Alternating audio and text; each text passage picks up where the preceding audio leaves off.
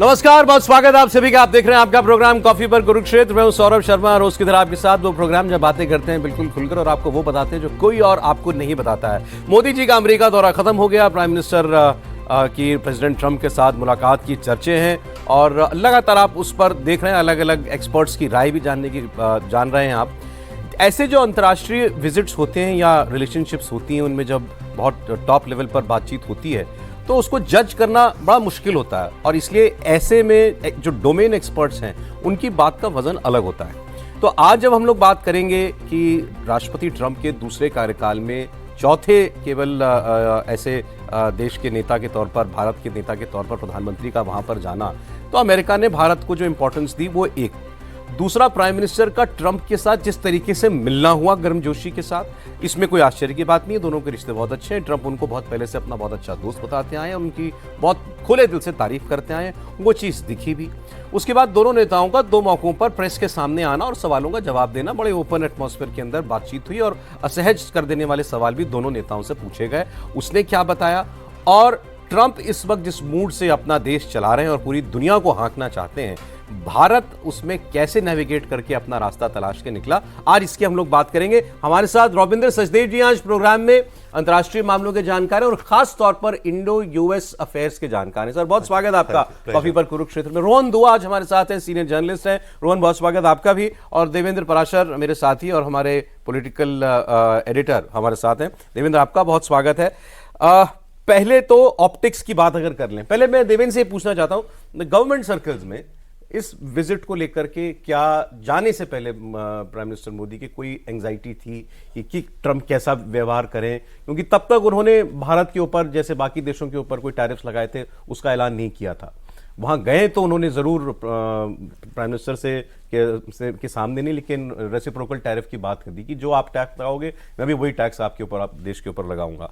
जो चिंताएं थीं, क्या वो सही साबित हुई या हम उनसे गुजरकर और अपने लिए जो चाहते थे लेकर आए? वो एक्सपेक्टेड लाइन पे अगर कहें तो ज्यादा समझ में आता है कि जो बात कही जा रही थी पीएम के दौरे से पहले कि ये चीजें हो सकती हैं, ऐसा इस बात की आशंका है, वो उसी लाइन पे रहा। मतलब ऐसी कोई चीज़ नहीं हुई जो कि चौंकाने वाली हो। अमेरिकी राष्ट्रपति डोनाल्ड ट्रंप अगर कनाडा के प्रधानमंत्री को गवर्नर ऑफ कनाडा कह रहे हो और उस व्यक्ति से अगर भारत के प्रधानमंत्री मिलने जा रहे हो तो समझ सकते हैं कि एक कंसर्न तो रहेगा ही, लेकिन वो उस कंसर्न में कहीं से एंजाइटी जैसी चीज़ हो, कोई तनाव जैसी चीज़ हो, ये नज़र नहीं आया। क्योंकि इधर से भी कॉन्फिडेंस पूरा था। उनको पता था कि जो शख्स उनसे मिलने जा रहा है वो रिटर्न गिफ्ट उसी अंदाज में दे सकता है जिस अंदाज में उधर से गिफ्ट आएगा। और वहाँ पर जैसे जो चीज़ें रही प्रेस कॉन्फ्रेंस के दरमियान भी अगर आप देखें, जैसे टैरिफ की को ही लेकर बहुत सारे लोग उस सेक्शन में जो आलोचना करना चाहते हैं वो उस लाइन को पकड़ रहे हैं। तो ये बात तो सही है ना कि टैरिफ लगाया जाता है, तो ये तो पता ही था गवर्नमेंट ऑफ इंडिया को, हमने उन पर लगा रखे हैं, ये बात तो सही है। तो इसमें कोई ऐसी चीज़ नहीं उन्होंने कह दी। अन्यथा अगर आप देखें तो डोनाल्ड ट्रंप के साथ वर्ल्ड के दूसरे लीडर्स को अगर आप देखें, जैसे यूरोपियन यूनियन में जब वो गए थे तो आपको याद है वो ये अंदाज था कि चलो चलो हटो, अमेरिका अब आगे आ गया, बाकी नेताओं का धक्का मुक्की करने वाले अंदाज में आ गए थे। एक भी चीज़, एक भी जगह उन्होंने कुछ भी ऐसा नहीं कहा जहां ये लग रहा हो कि प्रधानमंत्री नरेंद्र मोदी के सम्मान में थोड़ी सी भी आँच आ रही हो। उल्टे आप चेयर खींच रहे हो, ग्रेट नेता, अपने से बेहतर निगोशिएटर बताना, मतलब जो कुछ भी हाँ वो अच्छा कह सकते थे वो सब कुछ उन्होंने किया। तो गवर्नमेंट ऑफ इंडिया का मतलब अभी भी कभी निकालने वाले तो निकाल ही लेते ना। जैसे कुछ लोग लिख रहे थे कि भाई नेतन्याहू को तो गेट पे लेने आए थे, गाड़ी पे लेने आए थे, मोदी जी को लेने नहीं आए। मैं आपको बताऊं, रिएक्शन तो इस तरीके के होते हैं। हाँ, बिल्कुल। मैंने कहा ना कि जिसको जो हिस्सा पकड़ना हो आप उसको अपने हिसाब से देख सकते हैं। गवर्नमेंट की लाइन के, जैसे कि मैंने पहले बताया था कि प्रेस दौरे से पहले जो चीजें थी, दौरे के बाद भी उसी सरकार के हिसाब से it was a very successful visit. हाँ, और उसी रूप में जैसे कि उम्मीद थी उसी रूप में सब कुछ गया। सज्जन साहब, आपकी नजर में क्या खतरे थे इस विजिट के और पूरा ट्रिप कैसा गया? देखिए, ट्रंप की पर्सनालिटी को जानते हुए हाँ कुछ खतरे रह सकते हैं, पर मेरे विचार से अगर भारतीय एस्टैब्लिशमेंट को लगता कि कोई चीजें फुल्ली इक्विप्ड नहीं है तो ये विजिट ही ना करते हैं। अच्छा, देखिए, हम विजिट तभी करते हैं ना, ये तो होमवर्क हो चुका होता है दोनों साइड से कि क्या क्या होगा, क्या क्या बातें होंगी। जो इन दोनों लीडर्स की मीटिंग होती है उसमें तो आखिरी डॉट क्रॉस टी ये वो को लेकर के इन्हें तो केवल बस सामने आना होता है। पहले होमवर्क तो दोनों आर्मीज मतलब डिप्लोमैट्स की एंड एक्सपर्ट्स की कर चुकी होती है, तभी आप करते हैं। तो इसमें यह दिखता है कि इतनी जल्दी इंडिया और अमेरिकन एडमिनिस्ट्रेशन तालमेल कर गए कि क्या क्या है। तो क्या जरूरत थी ये मीटिंग इतनी जल्दी होने की? हम कह रहे हैं ठीक है, चौथा है, अच्छी बात है, प्रायोरिटी, पर क्या जरूरत थी? ये मीटिंग महीने बाद हो सकती थी, 2 महीने बाद हो सकती, 3 महीने बाद, सही बात। राइट। तो इसका मतलब ये है कि अमेरिका के कैलकुलेशन में, देखिए इस समय एक नया वर्ल्ड ऑर्डर हम कहें बन रहा है, पर मैं उसे ऑर्डर भी नहीं कहता, नया वर्ल्ड मैट्रिक्स बन रहा है जो ट्रंप बना रहा है, और इससे पहले भी शुरू हो गया यूक्रेन वॉर से लेके। दुनिया इतनी उथल पुथल है, सारे देश नए समीकरण बना रहे हैं। तो विद इन वीक्स ऑफ अपनी एडमिनिस्ट्रेशन आते हुए अमेरिका को यह लगा कि मैं इंडिया के साथ अपने रिश्तों को एक सही पटरी पर रिवाइज करके रिफ्रेश कर दूं, और हमें भी यह था कि जितनी जल्दी से जल्दी हो सके ये हो जाए क्लियर दुनिया को और हमें और हमारी मार्केट्स को भी कि अमेरिका और भारत के रिश्ते जैसे थे वैसे ही रहेंगे और बढ़ेंगे भी, और ट्रंप एडमिनिस्ट्रेशन में कोई बड़े सरप्राइज नहीं आएंगे। आने को आ सकते हैं पर नहीं आएंगे। तो स्टेबिलिटी रहेगी, जो कि वर्ल्ड मार्केट्स को, इन्वेस्टर्स को सबसे बड़ा सिग्नल है। तो हमें एक ये बहुत बड़ा इंटरेस्ट था। उसके अलावा यस, इस समय जब अमेरिका अपनी पार्टनरशिप डिसाइड कर रहा है किससे क्या करूं, खासकर मैं तो कहूंगा अभी रशिया यूक्रेन का मुद्दा वो एक अलग है इंडिया के लिए, ऑफ कोर्स अमेरिका के साथ। तो इन चीजों में भारत अमेरिका के साथ कैसे अलाइंड ही नहीं, उनके भी अपने इंटरेस्ट है, हमारे भी हैं। हमें यह भी पता है उनको भी एडजस्ट करना पड़ेगा, हम भी एडजस्ट करेंगे। टैरिफ्स की जो बात है बिल्कुल सही है। एवरेज टैरिफ्स अमेरिका में करीब 2.5% है, जितने भी गुड्स का वेटेड एवरेज। इंडिया में वो अमेरिकन ट्रेड में 9.5% है। अमेरिका और चाइना का है वही 3% अमेरिका लगाता है import duty, China American goods पे करीब 8.5% लगाता है, यूरोपियन यूनियन 7% लगाता है।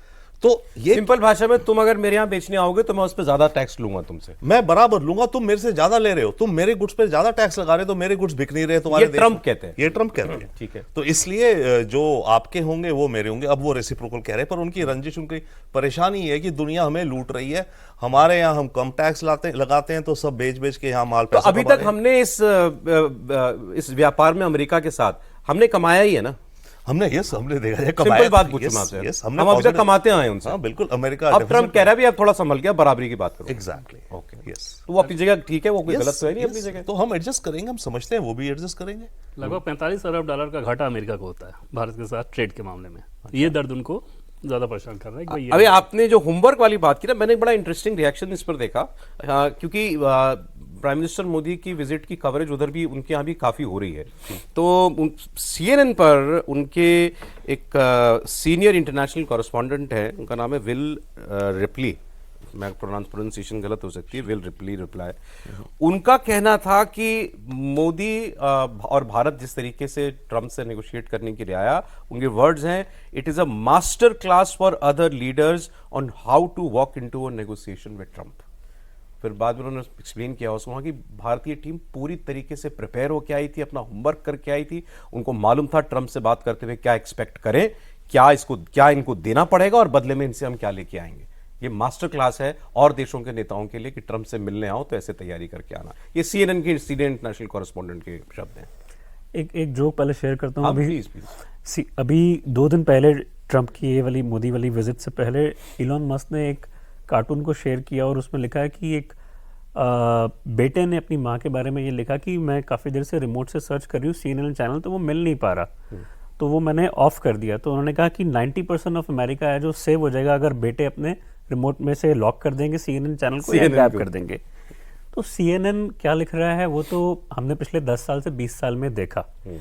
लेकिन अगर मैं बात करूं जहां तक कि क्या ऑफर किया ट्रंप ने और क्या आपको प्रिपेयर करके जाना चाहिए, ट्रंप वो वैसे नेता है ही नहीं। वो हर चीज़ को अनप्रिपेयर्ड कैजुअल वे में देखते हैं। आपने देखा होगा जिस तरीके से मस्क उनके कमरे में जाके रूम में बैठ के कैप पहन के मेक अमेरिका ग्रेट अगेन को मागा की कैप को लेके या अपने बेटों को लेके जाते हैं, बच्चों को लेके जाते हैं, वो खेल रहे होते हैं। तो ट्रंप का जो ये सेकंड, जैसे मोदी 2.0 आया तो बड़े गरज के उन्होंने 370 किया, इसी तरीके से इन्होंने बड़े सारे एग्जीक्यूटिव डिसीजंस साइन किए हैं। तो लीडर जो है ट्रंप एक बड़े कैजुअल तरीके से बात को बताते हैं, लेकिन जो डिसीजंस होते हैं ना सौरभ, वो उनके बहुत इन्फॉर्म्ड, वेल इन्फॉर्म्ड डिसीजंस होते हैं। हम टैरिफ की बात कर रहे हैं बार बार, टैरिफ की बात उन्होंने इसलिए करी क्योंकि उनको काफ़ी साल से नज़र आ रहा था कि जो एक डोजे उन्होंने बनाई है गवर्नमेंट एफिशिएंसी, कि किस तरीके से अमेरिका जूझ रहा है हार्ले डेविडसन बाइक्स को बेचने के लिए या F-35 फाइटर जेट्स को बेचने के लिए, जिसका डिस्प्ले भी हुआ बैंगलोर में। अब इंडिया ने राफेल जेट्स को लिया तो ड्रोन्स भी लिए यूएसए से। कई ऐसी चीजें हैं जहां पे टैरिफ्स इतने ज्यादा एक्सट्रीम हाई रखे हुए हैं। ये ऐसा नहीं है कि प्राइम मिनिस्टर मोदी की सरकार ने रखे, वो तो उससे पहले भी थे। तो कितना आपको टैरिफ में नेगोशिएट करना है। आपको सुबह ध्यान होगा तो ट्रंप ने एक जगह पे किसी ने सवाल पूछा रिपोर्टर ने कि कौन बड़ा नेगोशिएटर है, तो उन्होंने कहा प्राइम मिनिस्टर मेरे से ज्यादा हार्ड नेगोशिएटर है, टफ नेगोशिएटर है, तो उनको मेरे से ज्यादा नेगोशिएट करना आता। तो टेबल पे जब आप कोई भी चीजें बेचने जाते हैं, साथ में आपके इंडस्ट्रियलिस्ट होते हैं, कोई भी चीजें होंगी, तो नेगोशिएशन पावर आपकी उन लोगों से तय होती है, ना कि सिर्फ नेताओं से। 3 पॉइंट्स ऐसे जिस पर भारत ने, विपक्ष ने, अपोजिशन ने सवाल उठाए हैं सरकार से, उनकी हम लोग पहले बात कर लेते हैं। इसमें से एक था पहला ये रेसिप्रोकल टैरिफ। भाई ट्रंप का एक कहना, तुम टैक्स लगाओगे तो मैं भी तुम्हारे सामान पर टैक्स लगाऊंगा, तुम्हारा सामान भी मेरे यहाँ फिर महंगा बिकेगा, कम बिकेगा, फिर आपको कंप्लेंट नहीं करना चाहिए। इसकी हम लोगों ने बात कर ली है। हमने अगर आप इस व्यापार सौदे का अब तक फायदा उठाया है, अब शायद उसमें वो कुछ बराबरी लाना चाहते हैं। एक बात। दूसरी जिसकी सबसे ज्यादा चर्चा हुई, अडानी को लेकर के जो सवाल किया गया मोदी से प्रेस कॉन्फ्रेंस में कि क्या आपने अडानी के बारे में बात की प्रेसिडेंट ट्रंप से। अडानी साहब के ऊपर वहां कुछ मुकदमेबाजी हो रही है, हम लोग सब जानते हैं।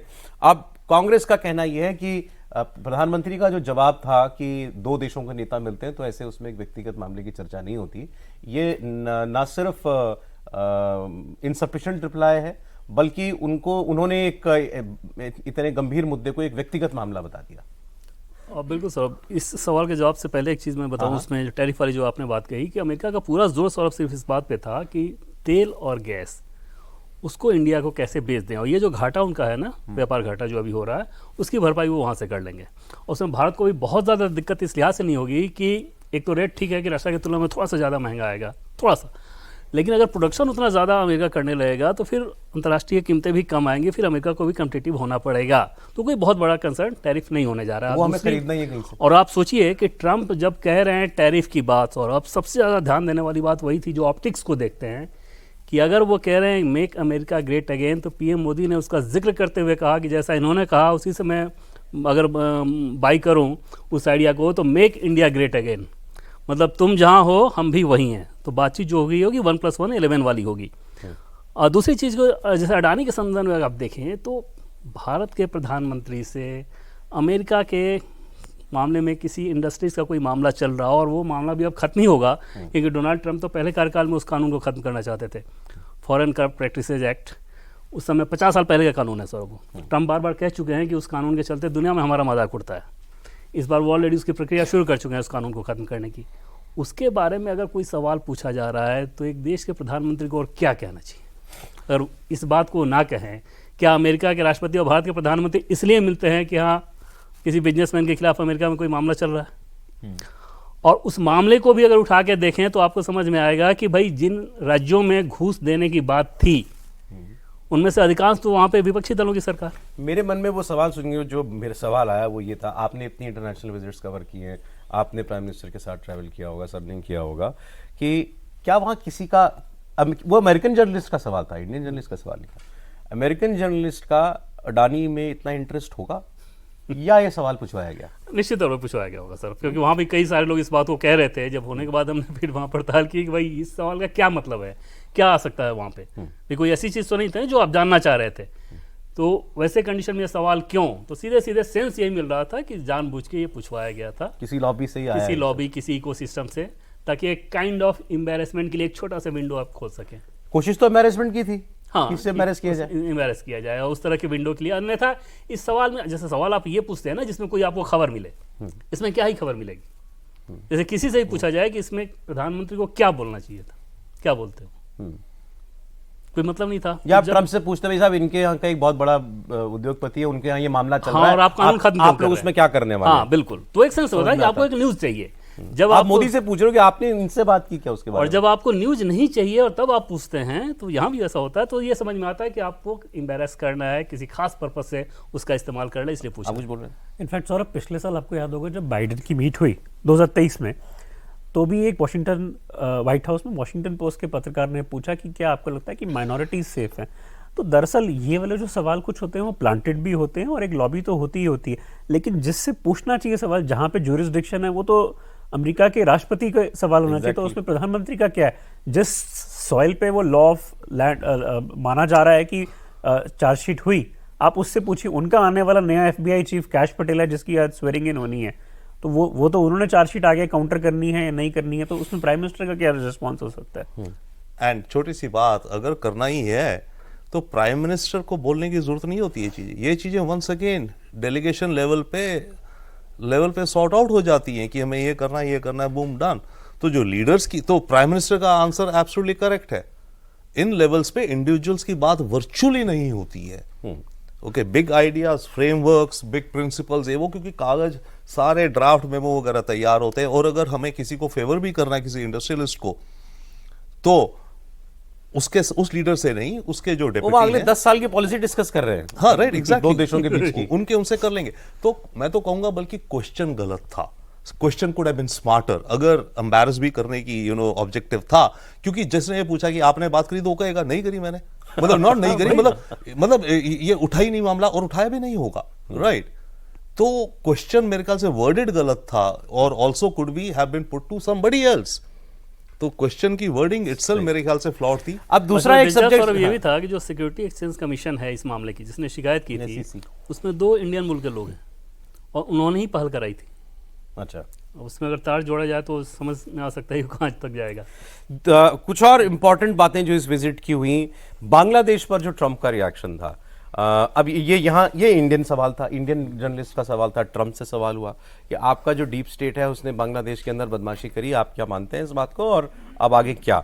तो डीप स्टेट वाली बात को ऑब्वियसली उनको डक करना था, हालांकि ट्रंप बिंग ट्रंप वो कुछ भी कह सकते थे, लेकिन बांग्लादेश का जिस तरीके से उन्होंने कहा कि भाई ये मैं इन पे छोड़ता हूँ, ये भारत देखे, मोदी देखें, बिल्कुल, और उसको एक आप मतलब कह सकते हैं कि भारत के लिहाज से जो चीज़ होनी चाहिए थी, उस तरह की बात डोनाल्ड ट्रंप ने की कि भाई दुनिया के सामने ये बता रहे हैं कि who is the boss Bangladesh के मामले में, तो मैंने इन पे छोड़ दिया। आपके रीजन का मामला है। हाँ, तो आप बड़े मुल्क हैं, आप देखिए, क्योंकि बांग्लादेश अभी भारत के लिए कंसर्न है। एक दौर था जब कभी पाकिस्तान हुआ करता था, अभी बांग्लादेश उस तरह के कंसर्न के तौर पे सामने उभर रहा है। भारत की जाहिर तौर पे कोशिश रहेगी कि इस कंसर्न को बड़ा ना होने दें, और वहाँ पे डोनाल्ड ट्रंप का ये कहना सीधी सीधी ये बात थी कि उस मामले में उन्होंने बांग्लादेश पे हम लोग एक और चीज़ भी भूल रहे हैं कि आपको याद होगा जब चुनाव होने थे नवंबर 5 के, उससे 4 दिन पहले ट्रंप ने एक बड़ी स्टेटमेंट दी थी, जो ट्वीट वायरल हुआ था। उस ट्वीट में उन्होंने यही लिखा था कि मैं उन हिंदुओं को भी सपोर्ट करता हूं जो USA में है, अमेरिका में है, और उन हिंदुओं के लिए भी मैं आज वॉइस उठाना चाहता हूं जो बांग्लादेश में जिनको माइनॉरिटी को वायलेंस के तहत मारा जा रहा है। तो वो एक स्टेटमेंट जो थी वो बड़ी रेजोनेट करी थी उस समय। आप अगर वर्डिंग्स देखें जो ट्रंप का रिप्लाई था, उन्होंने कहा कि I have been reading about it, it's been going on for hundreds of years. वो कहीं ना कहीं इसको सिविलाइजेशनल क्लैश के तौर पर देख रहे थे कि ये आप लोग इससे डील करते आए हो, बरसों से और शताब्दियों से इससे जूझते आए हो, इस्लामिक इन्वेजन्स हुए, जो भी आक्रांता आए, वो कुछ उस जोन में मुझे लगा कि उन्होंने उसका जवाब दिया। अभी वाला जो चुनाव के समय उन्होंने बोला था सर, वो तो सीधे सीधे चुनाव में, क्योंकि आपको इंडियन अमेरिकी को आपको प्रभावित करना था, वो वोट लाना था, इसलिए आपने बोल दिया। वो बांग्लादेश की समस्या या भारत की चिंता को लेकर उस समय वो बोल रहे थे, ऐसा नहीं था। इस बार जो उन्होंने बोला है सीधे सीधे उसी रूप में उन्होंने दिखाया है, और यहाँ पे जरूर भारत के जो एस्टेब्लिशमेंट है वो एक उस मामले में, बांग्लादेश के मामले में राहत महसूस करेगा कि हाँ, इसमें वहाँ अगर जिहादी तत्व आ गए हैं तो आप लोग तो करते आए हो इनसे डील पहले, आप लोग देखो बांग्लादेश पर आपको नहीं, श्योर, एब्सोल्युटली। इसमें मैं 2 चीज कहूंगा। एक तो डीप स्टेट का, बाय द वे पता है डीप स्टेट का ट्रंप का जो मीनिंग मायना है उनका, और हमारा जहां या डीप स्टेट हम कहते हैं उसमें कुछ गैप है मेरे विचार से।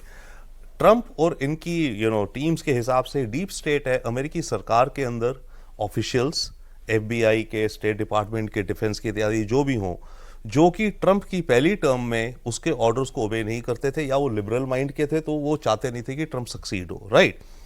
और फिर आफ्टर जब हारा तो फिर प्रोसिक्यूशन है वो, तो उनके हिसाब से डीप स्टेट वो है अंदर, राइट। हम जो बांग्लादेश के एंगल से भी अगर कहें डीप स्टेट, वो अमेरिकन इंटेलिजेंस है, मैं कहूंगा, एक minute if you allow me, right.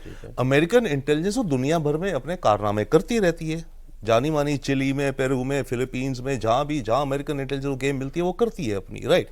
हम प्रॉब्ली उस डीप स्टेट को यहाँ पे हम दोनों की परिभाषा दोनों को मिक्स कर देते हैं मेरे विचार से। तो ट्रंप ने यही कहा ना कि नहीं, हमारी डीप स्टेट नहीं है, ऐसा उसने कुछ कहा, राइट। तो उसके माइंड में जो जवाब आया, क्योंकि वो डीप स्टेट को वो चीज मानता है कि जो सरकारी एम्प्लॉयज मेरी बात नहीं मानते, अगर सरकारी एम्प्लॉयज इसकी बात मानना शुरू कर दे तो अमेरिकन इंटेलिजेंस दुनिया में जो भी करेगी हम कहेंगे डीप स्टेट है, पर ट्रम्प के अकॉर्डिंग होगा कि ये तो मेरे नेशनल इंटरेस्ट है, मेरी इंटेलिजेंस कर रही है, राइट? So that's one.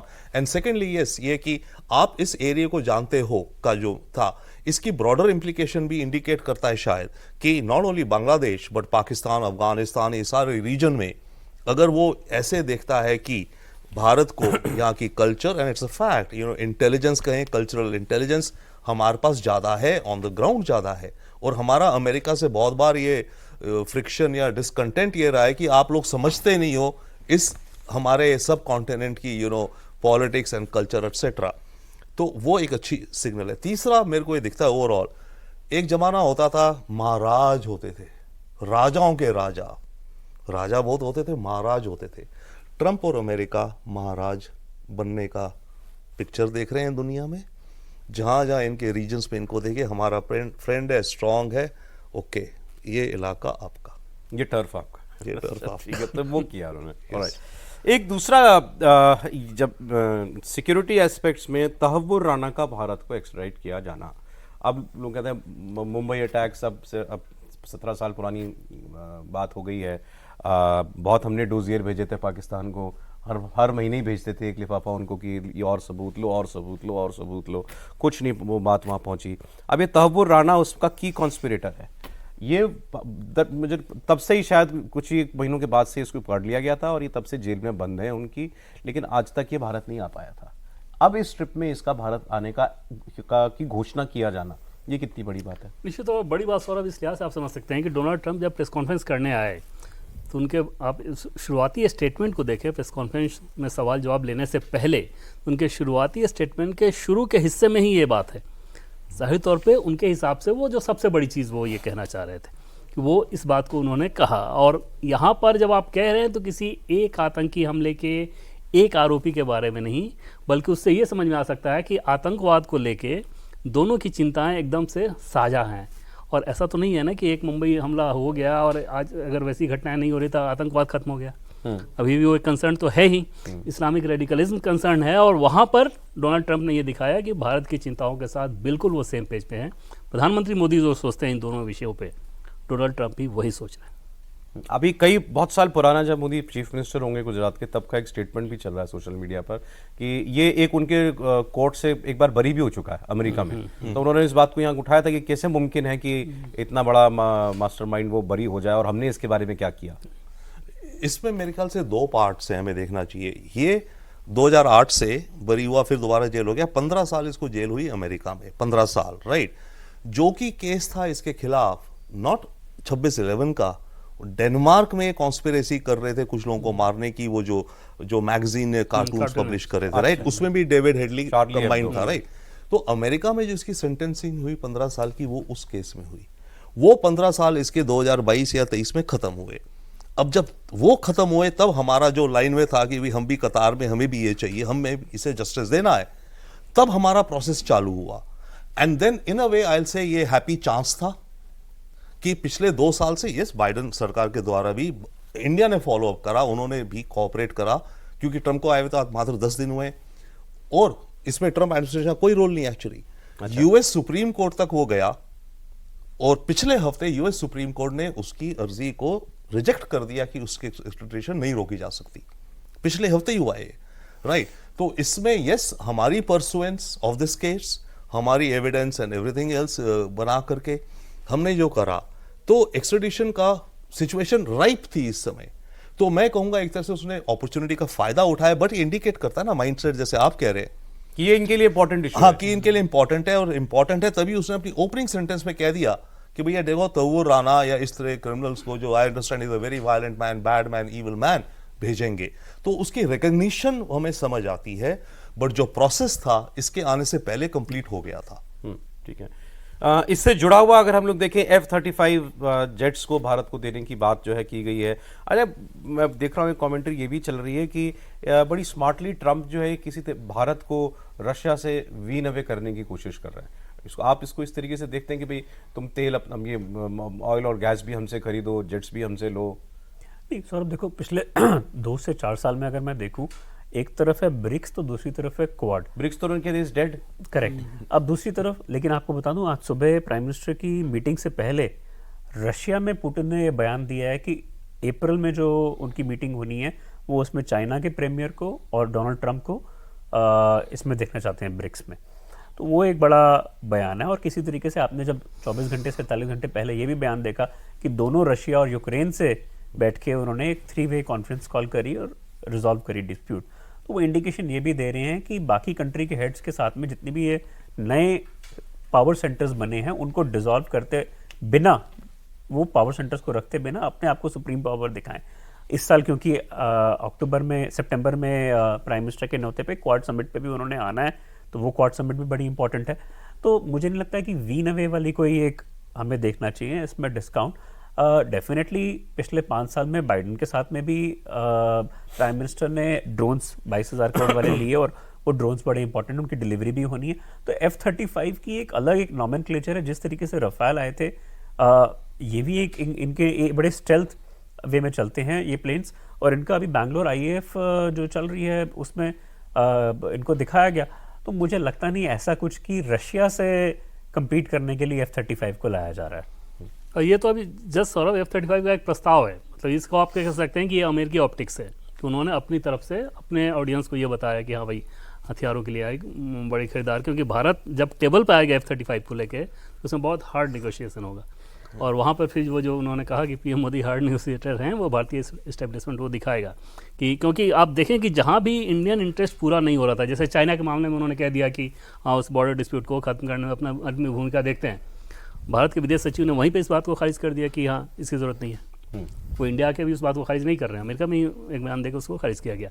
तो वहाँ पर भारतीय हितों के साथ कहीं कोई भी कॉम्प्रोमाइज़ नज़र आ रहा हो वो दिखा नहीं। और F-35 जैसे जॉइंट स्टेटमेंट में F-35 का जिक्र नहीं है। अच्छा, तो वो सिर्फ उनके तरफ से प्रस्ताव है, करना है नहीं करना है, भारत की कितनी ज़रूरत है, किस रेट पे आप दोगे, टेक्नोलॉजी कितना ट्रांसफर होगा, उन सारी चीज़ों पे भारत के हिसाब से बात हो। तो एक लंबा नेगोशिएशन चलेगा। ब्रिक्स को लेके एक पॉइंट क्विक दो, ब्रिक्स को लेके उसने जो कहा ब्रिक्स इज डेड, उसकी मेजर ऑब्जेक्शन है डी डॉलराइजेशन को लेके, राइट, कि ब्रिक्स जो ऑल्टरनेटिव करेंसी वगैरह बना रहा है, अगर उन्होंने इस पर बात भी करी तो मैं 100% टैरिफ लगा दूंगा। तो पहली चीज तो मैं देख रहा हूं जो नेक्स्ट ब्रिक्स की मीटिंग होनी है ना, उसमें जो वर्किंग ग्रुप होगा ऑफ डी डॉलराइजेशन, उसकी मीटिंग होगी भी कि नहीं होगी, क्योंकि इसका थ्रेट तो ये है कि 100% टैरिफ लगाऊंगा अगर तुमने बात भी करी, ये नहीं कि तुमने अगर इंप्लीमेंट करा, right, that's one. So BRICS के मामले में वो है। सेकेंडली इट ऑल्सो इंडिकेट्स, जो बात की वी नवे आप कह रहे हैं, देखिए ट्रंप की जो personality and style of management है, इसका बिजनेस में भी, पॉलिटिक्स में भी और इंटरनेशनल अफेयर्स में होती है, ये 1-on-1 बायलैटरल्स करता है, बस चाहता है, मल्टीलैटरल से खिलाफ है ये, राइट। इसके अपने बिजनेस में भी इसके जो हैं लॉयल ट्रस्टेड, उनको डेजिग्नेट करता है, अब तुम हैंडल करो, राइट। तो सेम अप्रोच वो इंटरनेशनल अफेयर्स में ला रहा है। वो इंडिया से अलग डील करेगा, रशिया से अलग डील करना चाहता है, चाइना से अलग डील, अपने को सेंटर ऑफ दिस मैट्रिक्स बनाना चाहता है अमेरिका। और ये नहीं चाहता वो कि कोई ब्रिक्स जैसी ग्रुपिंग बन जाए, डॉलराइजेशन तो छोड़ो, कि वो ट्रेडिंग ब्लॉक या कुछ भी इस तरह का ब्लॉक बन जाए, वो ये नहीं चाहता। No side dealings, no network, no other network should be there. It should be the sun के अराउंड ये सारे प्लैनेट्स चलेंगे, राइट, और ये एक एक से इंडिविजुअली डील करेगा। बट यस, अपने को कहता है आई have a very big heart. इसकी कल स्टेटमेंट आप देखो, या आज ह्यूमन, ये जो डिपोटीज की बात थी वो something he said, use the word I am a very human person, I want to be very humane. ये बार बार कहता है। इसकी आप स्टेटमेंट्स देखो अलग अलग, कि I have a big heart, मैं बहुत फेयर आदमी हूं, but I want to be the centre of the world. हम भारत पिछले कुछ वर्षों में हमने ये डेमोन्स्ट्रेट किया है दुनिया को कि हम हर देश के साथ बहुत अच्छे रिश्ते रख सकते हैं, लेकिन अपनी कॉस्ट पर नहीं। हमें जो ज़रूरत है, अगर वो एक देश से पूरी होती है तो हम उस देश से पूरी करेंगे। और दुनिया ने इस बात की तारीफ की कि आप कैसे बैलेंसिंग करके भारत जो है पूरी दुनिया में चलता है। अब ट्रंप के एरा में क्या वो करना मुश्किल होगा? बिल्कुल नहीं सौरभ, क्योंकि आप देखें कि भारत की कमान जिस व्यक्ति के हाथ में है, प्रधानमंत्री नरेंद्र मोदी, वो अमेरिका के चलते नहीं है, अमेरिका के बावजूद हैं। भाई वो दिन बहुत साल नहीं हुआ ना जब गुजरात के मुख्यमंत्री थे, अमेरिका वीज़ा तक नहीं देता था। तो जब 140 करोड़ की आबादी की ताकत की बात PM मोदी कहते हैं, और तब जब टेबल पे आते हैं तो उनको पता है कि ताकत कहाँ है। ताकत हमको आपसे बाई नहीं करना है, आपसे तो नेगोशिएशन करना है, ताकत हमारे पीछे है। और वो ताकत सबसे बड़ी ताकत होती है जिसके चलते आप इस रूप में देखते हैं ऐसा रिएक्शन देना। कि कोई भी उदाहरण उठा के आप देखें, चाहे विदेश मंत्री का उदाहरण उठा के देखें, प्रधानमंत्री के स्तर से, विदेश सचिव के स्तर से, भारत के हितों को लेकर जब कुछ कहना हो तो ओपनली कहा जाता। ये कभी होता था कि आगे भारत के विदेश मंत्री बहुत आसानी के साथ यूरोपियन यूनियन का आईना दिखा दें, यूरोप को आईना दिखा दें? अब ये होता है क्योंकि उनको पता है कि सत्ता में व्यक्ति जो शीर्ष पे है उसको ताकत कहाँ से मिल रही है, वो ताकत इन भारतवासियों से मिल रही है। और उसके चलते तो बार बार कई बार जैसे दौरे से पहले हम लोग अधिकारियों से जब बात करते थे तो वो यही बात कहते थे कि भाई मोदी जी को मालूम है ना कि वो अमेरिका के बावजूद प्रधानमंत्री हैं भारत के, अमेरिका के चलते नहीं हैं। अदरवाइज उस समय जब गुजरात के मुख्यमंत्री थे कैसे कैसे अभियान चलते थे, वहाँ के NGO के मार्फत कैसी कैसी चीज़ें की जाती थी। और एक वही दिन आया कि व्हाइट हाउस मोदी के चलते आप खोलते हो 5,000 इंडियन भारतीय मूल के लोग उस व्हाइट हाउस में जाते हैं। पिछले दौरे में आपने देखा तो ये स्थिति आई है तो भारत की ताकत के दल पे आई है, तो बहुत ज़्यादा समस्या आएगी ये नहीं है। हाँ, एक चीज़ ज़रूर है कि ट्रंप कब क्या कुछ कर देंगे ये पता नहीं। जैसे एलन मस्क के साथ PM मोदी की जो मुलाकात हुई, आप अंदाज़ा लगा सकते हैं कि अमेरिका के राष्ट्रपति का ये कहना, भाई ग्लोबल अफेयर्स उसमें पॉलिसीज़ के मामले में वो हेड भी तो है ना मस्क, वो विंडो एक छोड़ देना चाहिए था कि हो सकता है कि उस संदर्भ में बात हो। उन्होंने सीधे सीधे ये कह दिया कि हाँ भाई वो व्यापार करना चाहते हैं, टैरिफ बहुत ज़्यादा है। मतलब एलन मस्क की प्रधानमंत्री मोदी से मुलाकात को डोनाल्ड ट्रंप ने खुद इतना हल्का बनाया कि एलन मस्क भी कल सोच रहे होंगे कि यार ये तो मुझसे कुछ ज़्यादा ही ओपन है। हाँ, कि ये टेस्ला गाड़ी बेचना चाहता है, टेस्ला गाड़ी बेचना चाहता है उसके ऊपर। आम अमेरिकी की नज़र में क्या गए होंगे कल एलन मस्क? भाई वहाँ पे तो ये देखते हैं कि आप गवर्नमेंट पॉलिसी। तो ट्रंप इस समय बेधड़क है, अगर हम एक शब्द कहें ना, बेधड़क है। अमेरिका में उसका इतना क्रिटिसिज्म हो रहा है कि ये तो बिलियनियर्स की कैबिनेट है, इफ नॉट सारे 1/3 आर बिलियनियर्स, 1/3 आर इडियोलॉग्स और 1/3 are like cash whatever etcetera, right. Billionaires है, वो खुलेआम कहता है ठीक है तो है। ओके, तो ट्रंप इस समय बहुत ज़्यादा आई थिंक उसमें है, बहुत मोमेंटम में है, उसको लग रहा है भी और इसकी रियलिटी भी है कि उसको जो मैंडेट मिला है और उसको कुछ बड़ा चढ़ा के भी कह रहा है, ठीक है हाँ उसका मेजॉरिटी है हाउस में, सेनेट में, और एक टर्म के बाद दूसरी टर्म छोड़ करके आ गया डिस्पाइट ऑल दैट। और फर्स्ट टर्म से ये सीखा है, फर्स्ट टर्म पे इसके ऊपर जो बाहर से आया था आउटसाइड द बेल्ट वे, तो रिपब्लिकन जो पुराने लीडर्स थे उन्होंने बोला इसको चीफ ऑफ स्टाफ रख लो, नहीं इसको डिफेंस सेक्रेटरी रख लो, इसको अटर्नी रख लो, व्हाटएवर। काफियों ने इसकी बात नहीं मानी, उन्हें लगा ये तो पता नहीं क्या कई अजीब चीज बातें करता है ये वो, इसने उनको फायर किया, लाया वो, पर अब तो ये पूरा कर नहीं पाए। और अंदर से डीप स्टेट जो सरकारी मशीनरी थी वो इसको नहीं करने दे रही थी, तो ये बड़ा त्रस्त था। अब जो आया है ये पूरे क्लैरिटी से आया कि मेरे को किसी की नहीं सुननी, जो मेरे को चाहिए मैं वो करूंगा और दुनिया क्लियर है और इसको वो मैंडेट दिखता है। नहीं, बट सेंस क्या है आप जैसे एक्सपर्ट्स के दुनिया में कि ही हैज अ प्लान या बस रैश डिसीजंस? नहीं, आज एक कल कुछ और। Great point, he has a plan, he has a plan. एक चीज हो रहा है कि ट्रम्प कहते हैं, आप कहते हैं ना, जैसे कि लूज बातें करते हैं दुनिया सोचती है, बट अगर ये बिजनेस में सक्सीड हुआ है, ऐसे तो नहीं हुआ ना, ये बातें ऐसी करता है पर इसके पास टीम्स होती हैं जो पूरी एनालिसिस करती हैं और ये तभी लॉयल्टी पर प्रीमियम देता है। ये चाहता है कि मेरी टीम हो पर लॉयल हो, वो पूरी रिसर्च करके प्लान बना करके मुझे दे, मोटा मोटा बताए, मैं उन्हें बताऊं ये वो, and then he trust them. इसीलिए वो लॉयल्टी पर 100% वो करता है, अपनी फैमिली को यूज करता है ज्यादातर। बिजनेस में भी देखिए इसकी पूरी फैमिली, कैंपेन में बेटे को बहुत हाँ, अरे बिल्कुल इस्तेमाल किया। बेटे और बेटियां और बहुएं जो भी इसकी हैं वो इसके ट्रम्प ऑर्गेनाइजेशन में भी वही कंट्रोल करती हैं और यहाँ पॉलिटिक्स में भी कंट्रोल करती हैं, या उनके अलावा और भी लोग हैं। तो ये लॉयल्टी पर बहुत जाता है। मोदी जी की इतनी तारीफ क्यों करता है? दो रीजन है, एक रियलिटी, दूसरा चापलूसी।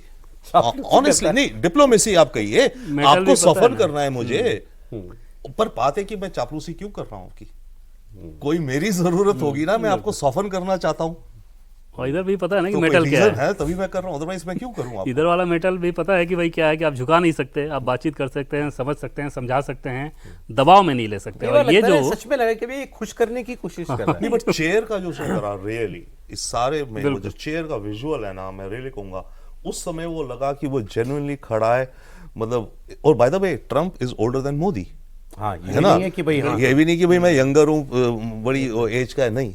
तो उसने जिस हिसाब से चेयर पकड़ के खड़ा हुआ, बड़ा अनयूजुअल, मेरे ख्याल से ट्रम्प का बहुत कम हुआ होगा ऐसे, और फिर like a good school boy पीछे कर रहा है। तो वो एक बहुत ही आई थिंक रिवीलिंग मेरे को लगा within terms of the persona और aura between the two of them, वो रिवीलिंग लगा। पर बातों में तो भाई डिप्लोमेसी वही तो है, बातों से आपको सही रखना, खुश रखना, आपको एक्सेप्शनल बना देना। ठीक। और ये अमेरिकी लोग सौरभ कई बार प्रेस ये तो बहुत फ्रीडम को experts हैं, लेके अमेरिकन- अमेरिका के इंस्टीट्यूशन भारत पे बड़ा दबाव बनाते हैं ना, बार बार स्टेटमेंट आ जाता है। कल इस प्रेस कॉन्फ्रेंस में एक एजेंसी के जर्नलिस्ट को रोक दिया गया और वजह ये है कि उस एजेंसी ने मेक्सिको की खाड़ी करना जो इन्होंने अमेरिकी खाड़ी कर दिया तो उसे मानने से इनकार कर दिया, उसको प्रेस कॉन्फ्रेंस में नहीं जाने दिया गया। एसोसिएटेड प्रेस और वहाँ से अमेरिका फिर बयान जारी करता है कि इंडिया में प्रेस फ्रीडम को लेके क्या कंसर्न। नहीं, और सौरभ मुझे ये भी लगता है कि ये हमें भूलना नहीं चाहिए कि यूएस प्रेसिडेंट की जो टेन्योर होती है वो 4 साल होती है, यहाँ पे 5 साल होती है। अगले इलेक्शन प्रधानमंत्री के पहले ट्रंप को आके यहाँ पे फिर से मुझे लगता है नमस्ते ट्रंप करना पड़ेगा। यहाँ पे तो 2028 में है। उनको मोदी की ज़्यादा जरूरत है इस समय कि बार बार मोदी को वहाँ पे जाना पड़े। दे नीड पार्टनर, ठीक है। उन्हें इंडिया ऐसा पार्टनर चाहिए। बहुत शुक्रिया, आज सुबह इतना ही था। रविंद्र जी बहुत शुक्रिया, आप स्टूडियो में आए, बहुत शुक्रिया। रोहन आपका, देवेंद्र बहुत धन्यवाद आपका।